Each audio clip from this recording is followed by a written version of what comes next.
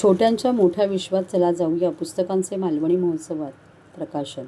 कोकण ग्रामविकास मंडळाच्या वतीने भाजप नगरसेवक सीताराम राणे यांच्या पुढाकारातून ठाण्यात सुरू असलेल्या भव्य मालवणी महोत्सवात खाद्य संस्कृतीचा सुगंधासोबत साहित्य संस्कृतीचीही दरवळ अनुभवायला मिळाली. मालवणी महोत्सवात लेखिका संध्या सावंत यांच्या छोट्याशा मोठ्या विश्वात चला जाऊया या बाल साहित्य कृतीचे प्रकाशन उत्साहात पार पडले. बालसाहित्यिका डॉक्टर सुमन नवलकर आणि नगरसेवक सीताराम राणे यांच्या शुभ हस्ते पुस्तकाचे अनावरण करण्यात आले. ठाण्याच्या शिवाजीनगर उन्नती गार्डन मैदानातील स्वर्गीय अजितदादा पवार महोत्सव नगरीत मालवणी महोत्सव सुरू आहे. दररोज खवय्यांसह रसिक आणि भाविकांची सांस्कृतिक भूक भागवली जात आहे. यंदा प्रथमच उभारलेल्या स्वर्गीय मंगेश पाडगावकर कला दालनात साहित्य संमेलनाचे आयोजन करण्यात आले आहे. गुरुवारी 12 फेब्रुवारी छोट्यांच्या मोठ्या विश्वात चला जाऊया या बाल साहित्य कृतीचे प्रकाशन संपन्न झाले. या प्रसंगी व्यासपीठावर साहित्यिका प्रज्ञा पंडित, बालसाहित्यप्रेमी राजेंद्र गोसावी, प्रोफेसर संतोष राणे, हेमंत पात्रे, समाजसेवक संतोष बाजी राणे, मनीष वाघ व अनेक निवोदित कवी उपस्थित होते. त्यावरती मोठ्या प्रमाणात गर्दी जी आहे ती वाढत चाललेली आहे. परवाच 12वीला जात असताना एका तरुणाचा दुर्दैवी मृत्यू देखील झालेला आहे. आपण सेशन मास्तरांची भेट घेतलेली आहे.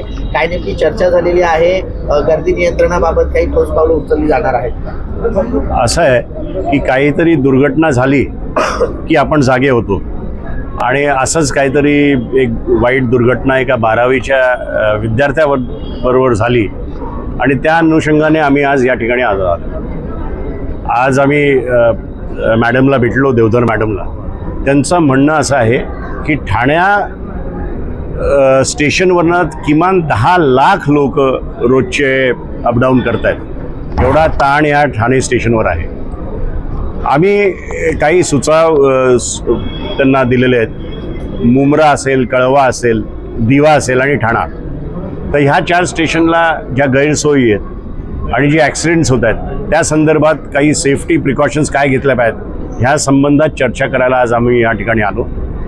तुम्हाला सांगायचं तर मागच्या वर्षी फक्त ह्या ठाणे स्टेशनवर 287 डेथ्स या ठाण्याच्या ह्याच्या 287 एका वर्षात आणि या सेंट्रल लाईनमध्ये 2170 डेथ्स म्हणजे सरासरी रोजचे 7 मृत्यू या सेंट्रल लाईनवर झालेले आहेत. मला असं वाटतं की हे अतिशय दुर्दैवी आहे. लोक चाकरमाने कामासाठी मुंबईला जातात. आपण दरवेळेस बोलतो की डिसेंट्रलायझेशन झालं पाहिजे, नोकऱ्या शिक्षणासाठी लोक जातात, ते थोडंसं पसरलं पाहिजे, पण तसं काहीही होताना दिसत नाही. आज इतकी लाख लोक जर फक्त ठाणा स्टेशनमधनं जात आहे तर त्यांना आपण काय सोयी देतो याची खऱ्या अर्थाने चर्चा करायला आम्ही दिलेली. माझ्याबरोबर सुधीर भगत आहेत. त्यांचा चांगला अभ्यास या रेल्वे लाईनवर आहे. त्यांनी काही प्रश्न त्यांच्यासमोर मांडले. त्यांचं असं म्हणणं होतं की 3 आणि 4 नंबरच्या ट्रॅकवरनं ज्या फास्ट ट्रेन्स जातात त्या फास्ट ट्रेनचं पीक आवर्सचा ट्रॅफिक गेला की त्याच्यानंतर त्याच्यावर स्लो ट्रेन चालवाव्या जेणेकरून थोडीशी गर्दी कमी होईल. दुसरा आमचा एक त्यांना सुचाव होता असा की 133 रेक्स आहेत, त्यातल्या 6 रेक ह्या AC आहेत. तर 2 AC एकामागे एक जर ट्रेन आल्या तर मग त्याच्या पुढच्या ह्याला खूप गर्दी होते. त्यामुळे कधीही असं नियोजन झालं पाहिजे की 2 AC ट्रेन एकामागे एक न येता मध्ये सामान्य ट्रेन पण आली पाहिजे. असे खूप प्रश्न आपल्यासमोर आहेत.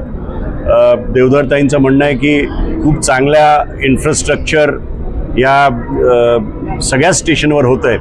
पण एक त्यांना मी आठवण करून दिली की मला आठवतं आहे की सुरेश कलमाडी साहेब असताना पनवेल कर्जत ही लाईन नवीन आखली होती. म्हणजे मी आज 30 वर्षापूर्वी सांगतोय, 30 वर्षापूर्वी तिथे स्टेशन्स अलॉट झाले.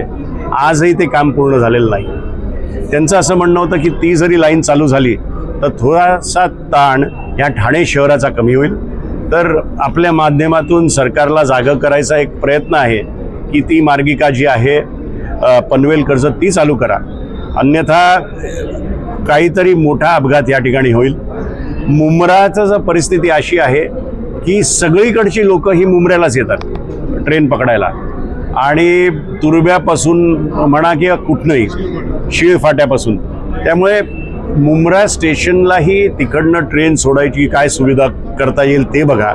दिवा स्टेशनहून नवीन ट्रेन सुरू करायची काही सुविधा असेल तर ते बघा, जेणेकरून दिवा, मुंब्रा, कळवा आणि ठाण्याचा ताण थोडा कमी होईल आणि आपल्या प्रवासींना एक प्रकारचा आधार मिळेल हे सांगायसाठी आम्ही आज या ठिकाणी आलो.